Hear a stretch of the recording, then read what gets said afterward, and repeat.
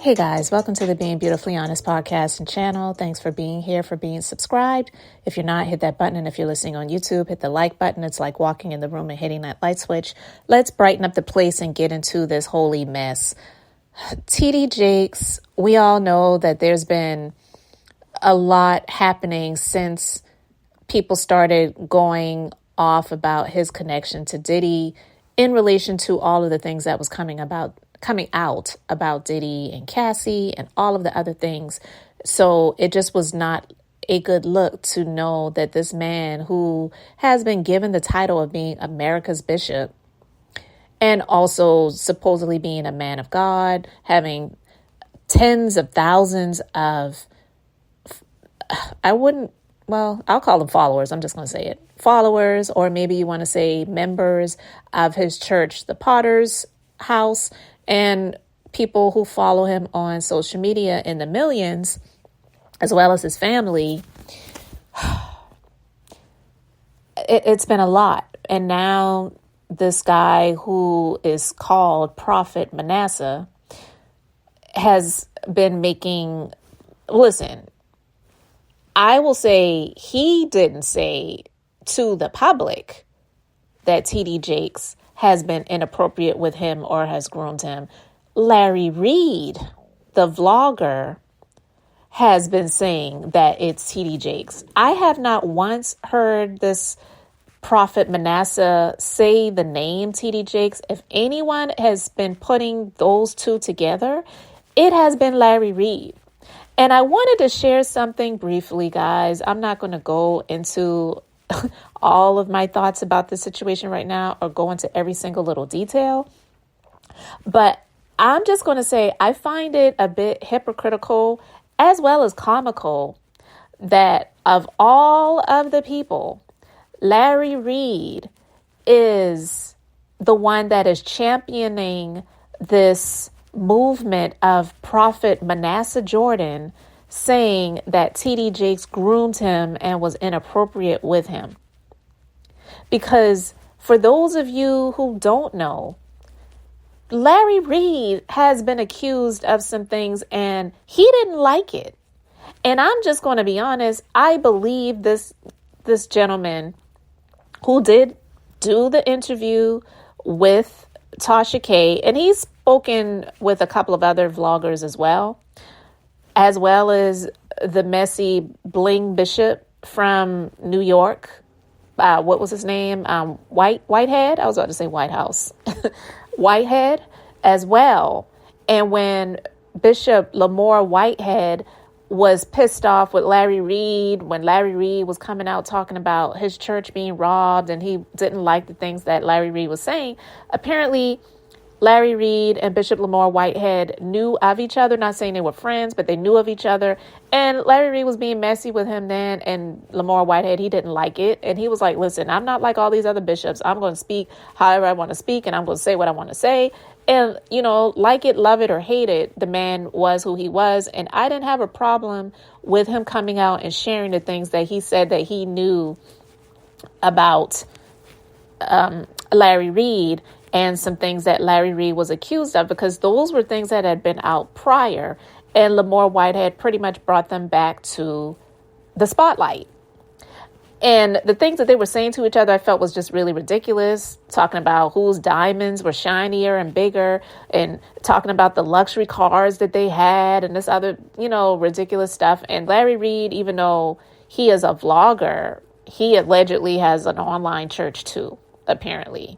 And he used to be a pastor and had a church. And that's some of the things that the guy who came out and said that Larry Reid groomed him and Larry Reid did some things with him that was accused of him.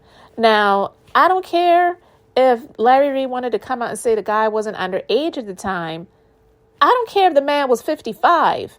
I'm not saying that it would make it okay, but you did the stuff. And you tried to sweep it under the rug. And for those people who call themselves LRLers and all these freaking people that give themselves names because they are so in with the people that they like, to me, I don't understand it. But if that's what you want to do, then that's what you want to do. I'm subscribed to a number of different people. I admire a number of different people. Am I going to call myself a name because I like that person? Hell no. My mama and my daddy gave me a name, and God has called me his child. That's it. I'm not giving myself a title or a name to say that I'm a fan or a supporter of a person. That's me. But anyway, I digress. Getting off of that tangent and getting back to the subject at hand, I feel again that it's a bit hypocritical as well as comical that Larry Reid is championing this move. And some may say, well, it must be true because tdjakes hasn't shut him down yet. tdjakes hasn't filed a lawsuit. tdjakes hasn't striked his YouTube channel, whatever. So it must be true. I don't know. And I'm not sitting here in defense of tdjakes either, because I have my oughts against him and his family. And I've shared some things, and I'm probably going to share more as I feel the desire to and have the time to do so. I'm not a vlogger as a career. Some people, that's what they do for their career, and that's fine. I do it when I feel like doing it and as I have the time to do so. But I'm not here championing tdjakes or in support of him at all. But I just feel that it is a bit looking strange, hypocritical, and comical, because when I went to TikTok and I saw some of the videos that Larry Reid did and saw that there were all of these views, but there were no comments, I clicked on the comment section because it was just strange to me that no one commented. And then when I click on the comments, it says creator has limited comments. And I wonder why. And I know why. I believe he already knows that a lot of people are going to come in the comments and pretty much say a lot of what I'm saying right now, which is, what about the dude who came out and said that you was sucking on his bleep bleep? What about the dude who said that you was doing this and that with him? What about the dude? You know what I'm saying? Like, a lot of people I feel would come in the comment section and ask him about that. And it's not being messy. It's just wanting to get to the bottom of things. How can you, of all people, be the one to put all of this information out there and continue to harp on it when people still have questions about you and you didn't want to discuss it? And when you did discuss it, you did it on your Patreon behind a paywall for people to go and listen to what you had to say. And I didn't go there. I heard some other people who had the content that were talking about it and sharing it. And listen, to me, I believe everything that man was saying about Larry Reid. Okay. Has he been able to turn the page and rebrand himself and get a lot of followers and make money the way that he's choosing to make it, and even creating a so-called church online, which I believe is just for the sake of having some tax-free money? Yeah, I said it. I believe that is the purpose for doing so. And you can get, because I believe the majority of the people that follow him are women. And if they are men, majority of them are gay. I don't believe a lot of straight men follow Larry Reid. I don't. I'm just being honest. And I'm not saying anything negative about gay men, but I'm saying it's a lot of the same reasons why you see more women and homosexual or bisexual men in churches than you see straight men in churches, because a lot of them just don't fall for a lot of the shenanigans that a lot of women fall for, because they tend to be the ones that get overly, or not just overly, but just emotional and in their feelings, and allow their feelings to lead and guide them, which is why a lot of these churches have been able to be built over the years and make all of the money that they're making. So Larry Reid having an online church and having a 501c3 and doing things the way that he's doing it, in my personal opinion, I believe it's for the sake of getting some tax-free money. And he can get people to donate money and have a prophecy for them or whatever, because that man who is Prophet Manasseh Jordan's father, Bernard Jordan, Prophet Bernard Jordan, I guess that's his title too, is Larry Reid's mentor. And if you all don't remember, many years ago, he used to have I guess you could call it a show on BET, where he, Bernard Jordan before he shaved his head bald. He had these long dreads with the receding hairline, which always baffles me when I see people with a receding hairline and dreadlocks. Like, just shave it. But anyway, he and I think the rest of his family, they had like a show on BET, and they would all be talking about prophecy and prophetic, and you can write in or call in and they'll give you a prophecy or whatever. Listen, yeah, this is Larry Reid's mentor. And the rabbit hole goes deep when it comes to them. I'm not going to go into all of that right now, but I want to play a couple of clips from the videos that Larry Reid did on TikTok about this situation with this supposed prophet, Manasseh Jordan, and tdjakes.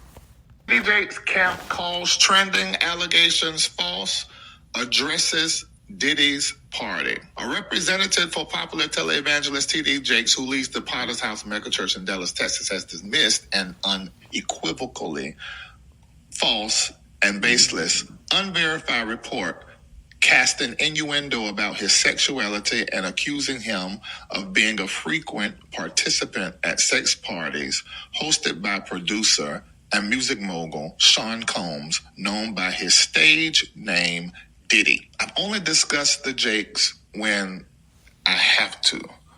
Cora allegedly stealing cheering. Michelle Lau talked about it. I agree with Michelle.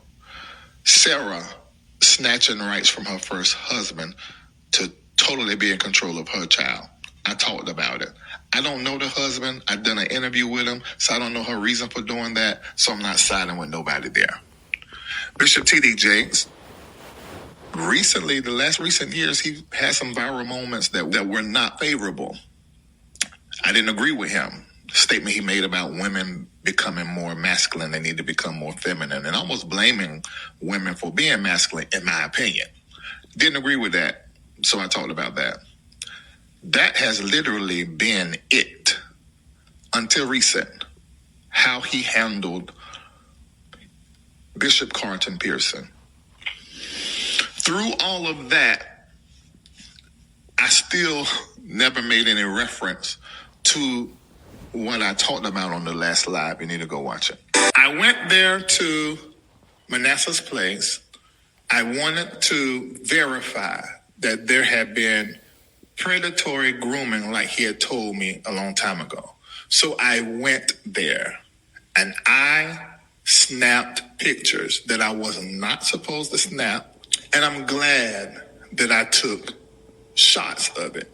One of the pictures that I grabbed, you actually can see the timestamp, and you can actually see where he says that I am thinking of you. Here we go. May the 26th, 2016 at 2:33 a.m. I looked at that picture. I said, this is like deja vu. Because that's the same thing Eddie did, flexing, and was in the exact same color shirt. I said, now wait. This cannot be a repeat. Let me look closer. And I saw where he was squeezing his fist flexing. You can see it even in his forearm. And trying to sit his chest up. And said, I'm thinking of you. I said, this is the exact same kind of going on, if you want to believe that that's what Eddie Long was doing. If you're going to believe that's what Eddie Long was doing, you can't help but believe that's what Bishop T.D. Jakes was doing. It's the exact same play. I'm thinking of you at 2:33. Am I saying that Bishop T.D. Jakes should be thrown away? Hell no. The contributions that this man has made, you can't, come on. But what I am saying is that you and I can love Bishop T.D. Jakes and at the same time say what the hell we think or call out a wrong thing. And that's the reason why I have a question mark over the reason why Sarah Jakes snatched the parental rights from her ex as relates to the child.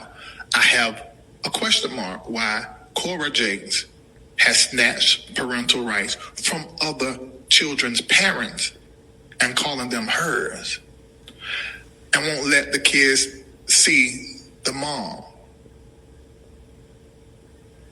I don't understand why a thinking person won't ask questions. I'm not telling you to believe lies, because what they're saying on Tough TV and everywhere, what Mace said, what Mace is saying,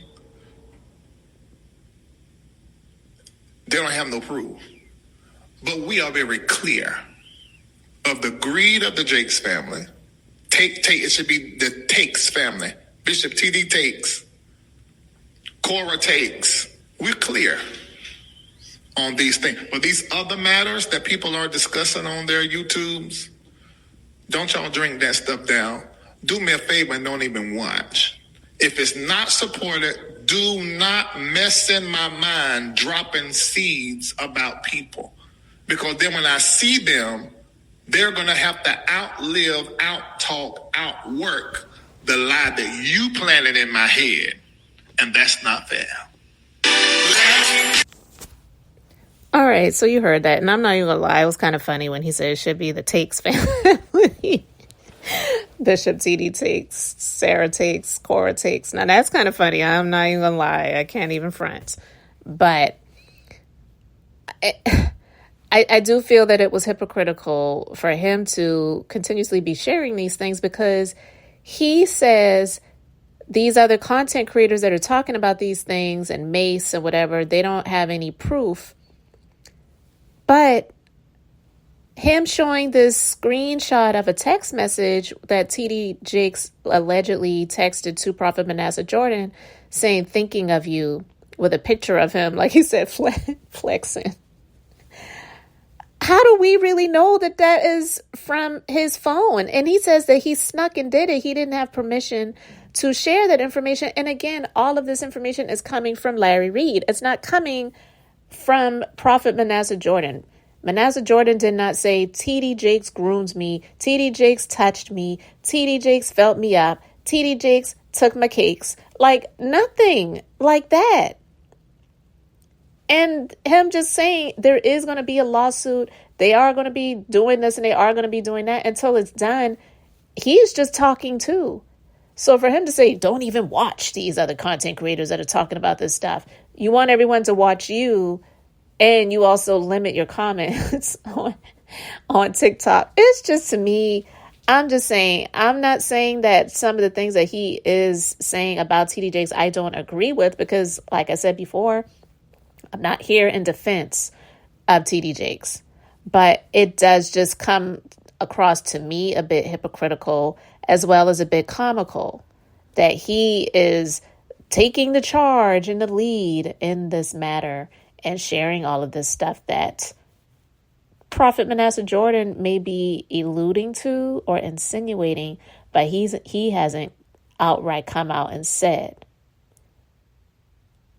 And so I just wanted to talk about that briefly, guys. Let me know your thoughts in the comment section. Thanks for being here, liking and subscribing. I'm Beth, just being beautifully honest. So until the next time, I wanted to keep it brief, beautiful, and now I'm going to say bye.